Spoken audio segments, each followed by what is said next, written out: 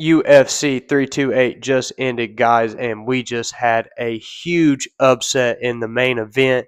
And today we're going to be discussing where each fighter, at least the top fighters that we watched, what fight they're going to make next, and what is the outcome of UFC 328 after the downfall of Khamzat Chimaev.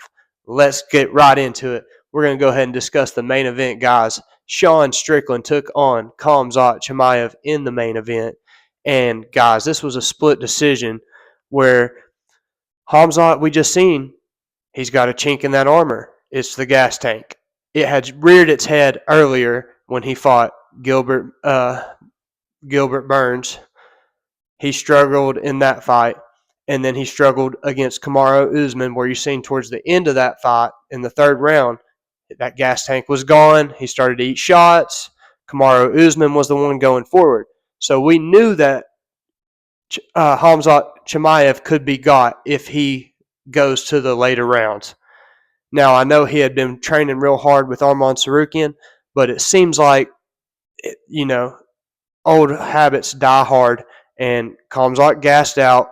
He ran to the cage on the way in, used up a bunch of the energy. They touched gloves before the fight twice, and then Sean Strickland's just the first round, Khamzat gets him to the ground, takes him to the ground, squeezes him too hard, and then that's it. They go to the next round. Khamzat uses up all of his energy, and Sean Strickland starts to tee off on him, catches him with a shot, and then, Khamzat comes in, shoots 2 takedowns, they get stuffed. And then there's the gas tank being revealed. So, what's next for Khamzat Chimaev? Guys, I think he's moving up to 205 because he can't make the weight cut. He's cutting 45 pounds to get to 185, so he might as well go up to 205. That's 20 less pounds he'll have to cut. And I think the one person he's going to have to fight in that division is Paulo Costa. Paulo Costa just coming off that big knockout over Azamat. And they have bad blood, guys. And Sean Strickland is not going to give Khamzat an immediate rematch. I mean, he just beat him with pretty much a hurt shoulder, so he's pretty much one-handed almost. And he was able to stuff the wrestling and, withstand 5 rounds with Khamzat. And he could have really teed off on him like he did with Fluffy, but you could tell he wasn't really using that right arm that much with that cross like he normally does. But for Khamzat, the next fight I got for him is either the Paulo Costa, which I would say ding, ding, ding, that's the one he needs to do. I would like to see him fight Ulberg if, they just want to rocket ship him right up to the fight. Let Ulberg heal up, come back around, Abu Dhabi, and, let Carlos Ulberg defend his title against Khamzat Chimaev. But I think it would be more fitting with both Paulo Costa and Khamzat moving up at the same time to 205 to go ahead and let's see how he does in the 205 division. Let's throw him in there with Paulo Costa, and let's see how tough he is. And if he doesn't do so well in the division, he can just come back down, and there's always the Strickland rematch. That's going to sell. So, going on to the next main event winner, Sean Strickland. What's his next fight, guys? Well, he just beat up Khamzat Chimaev with one arm. So, we look on down the list of guys in the division who he could fight. You got Dricus du Plessis. You could always market that third fight because one of the first fight, I thought Strickland won. Second fight, more DDP. But, you could market that 3 fight right there just because the first one was kind of razor close. And it's always a good stand-up fight between the two of them. Imavov would be a great solution since he has been waiting and he's the next guy. That's the guy I would probably go with. There's going to be bad blood there. They can play the whole race, nationality thing and religion thing. That's all going to get tied into the trash talk. So you can blow that fight up. It's going to be a really big fight. Imavov's got bad blood with Strickland. They're going to be at each other at the press conference, at each other in the face-offs. I think that is the next move for Strickland. And potentially, if, Strickland wants, he could do the Khamzat Chimaev rematch if Khamzat changes his mind and he doesn't want to move up. Then there's a chance that they could do that rematch as well. But I think most likely we're going to see Imavov get the next crack at him. And so moving on down to the co-main, we had Tatsuro Taira taking on Joshua Van. Guys, Joshua Van was able to beat up Tatsuro Taira, who is absolutely a warrior, guys. Has a chin like Curtis Blades and Josh Hokit. I mean, this guy's just walking through shots, still fighting back, still firing, still running through punches, guys, and getting takedowns. Pushing Van up against the fence, sweeping his leg, getting just unique little judo throws on him, moving, trying to submit him. I mean, didn't do much damage when he was on top, but I mean, it's hard to do damage when you're actively chasing a submission, so you got to do one or the other.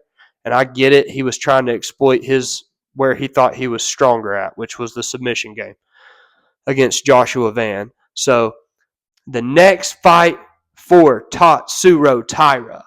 I've got Tatsuro Taira. I think he should go ahead and rematch Brandon Royval and go ahead and get that loss corrected.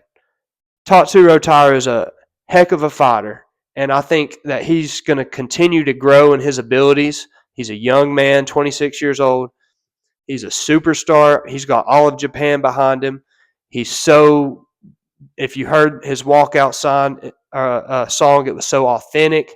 The man is just as tough as they come, and I think he can absolutely get that win over Brandon Royval, and I think that would be a heck of a fight. I'd also like to see him fight the loser of Horiguchi and Manil Kopp, Kyoji Horiguchi. But I know that if Horiguchi loses, it wouldn't be good to stack up the Japanese fighters against each other. But I do think that would be a heck of a fight where we could showcase some real talent there. Also, Tatsuro Taira, I would like to see you fight Lonnie Kavanaugh. I think Lonnie Kavanaugh is a heck of a prospect. He's coming off big wins. That is another potential guy that I could see him getting matched up with in the future. But I think ultimately we want to see Brandon Royval. I know he was in the building for UFC 328 watching Tatsuro Taira. So I think ultimately the UFC is going to go with him next. And we look at the winner of that match. We had Joshua Van take on Tatsuro Taira and put him away. So who was watching Octagon side. Alexandre Pantoja. This man is an absolutely gladiator. He's dissecting everything. I can promise you this.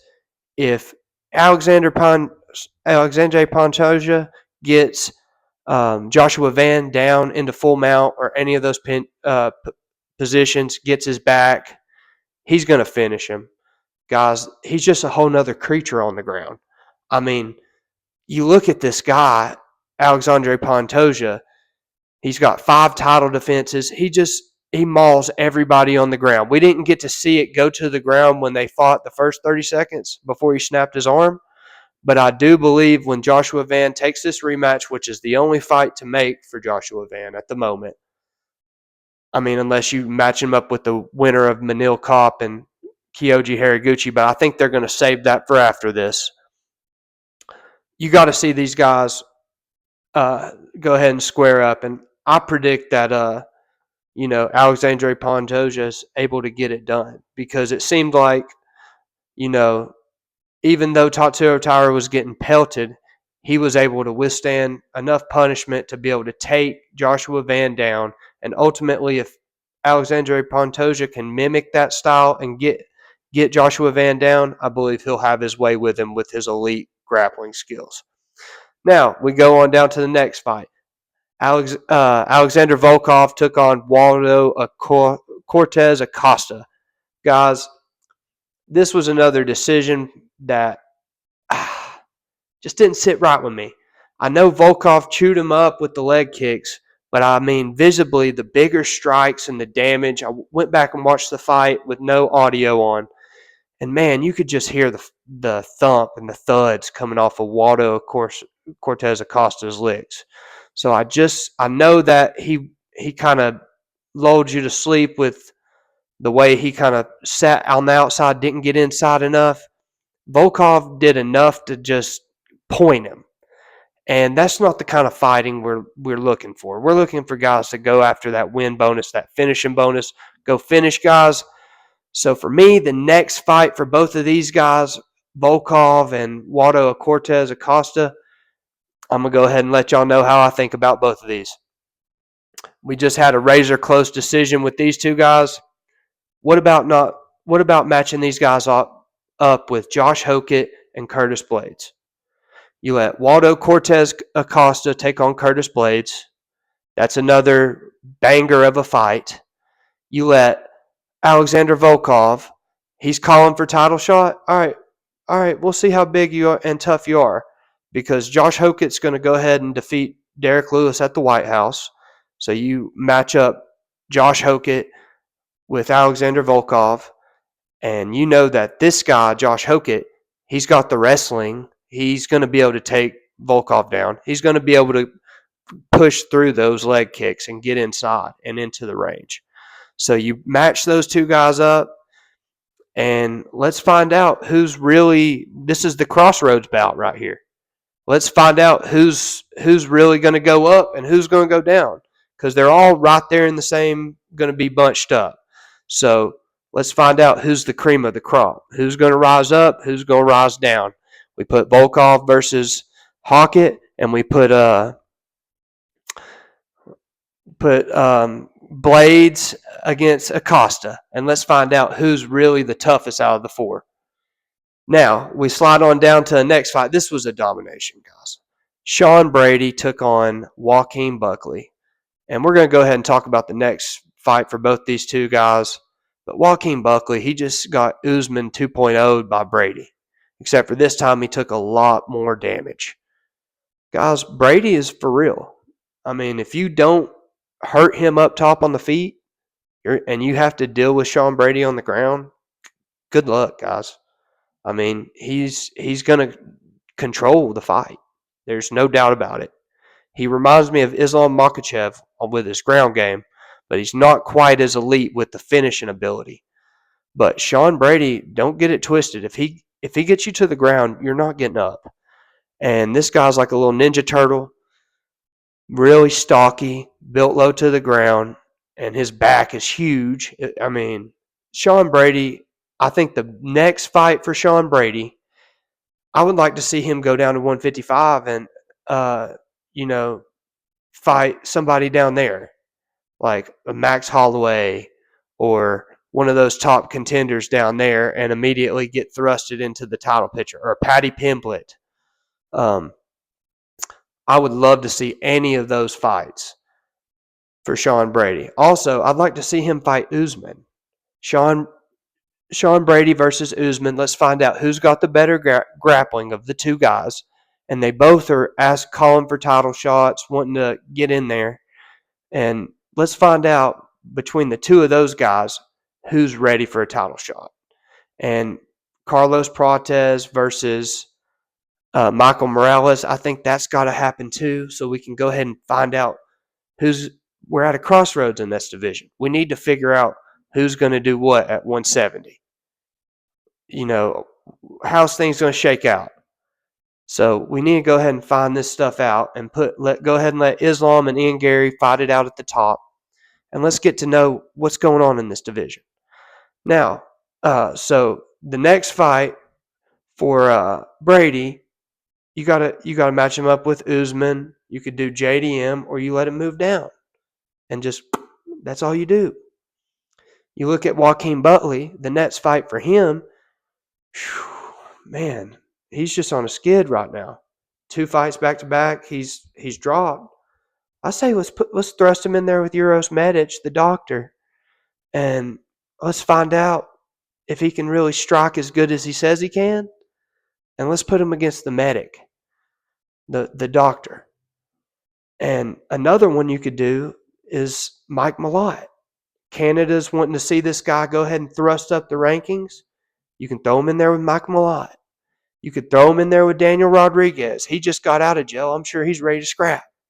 Joaquin Buckley needs somebody that's not going to focus completely on the ground. We need to see what he can do standing up. That's the kind of fights we want to see. So let's pair Joaquin Buckley up with somebody that's going to stand and bang. All right, final guy of the day, King Green, guys. Is this guy not just amazing to watch? He goes out there and he just drops Jeremy Stephens. I thought he was going to knock him out. He should have just let him stand back up. He would have knocked him out on his feet. But he takes him to the ground, gets the rear naked choke. Guys, he's for real. Let's go ahead and give King Green Money Moicano. Money Moicano. He wants the money fights. Let's give him King Green. Let's see how good Money Moicano can fight. Because we just seen King Green shoot that double leg takedown on Jeremy Stephens. The man's got some wrestling. There's no doubt. He is a bad dude. And we want to see him get thrust up the rankings. He's ready to fight now. Throw him in there with Money Moicano. Let's see him fight it out. Let's see who's the baddest dude in that coming up. Let's also throw him in there if Chandler does good. The winner of Hoofy and Chandler at the White House. Let's throw King Green against the winner of that fight. Paddy Pimblett. He's just sitting over there on the sidelines. You know, if he ain't going to fight Conor McGregor or he ain't going to fight nobody right now, King Green, we'd love to see them throw down. I mean, there's just a plethora of things you can do at that division. So let's get King Green in there with some real contenders and find out what he's made of.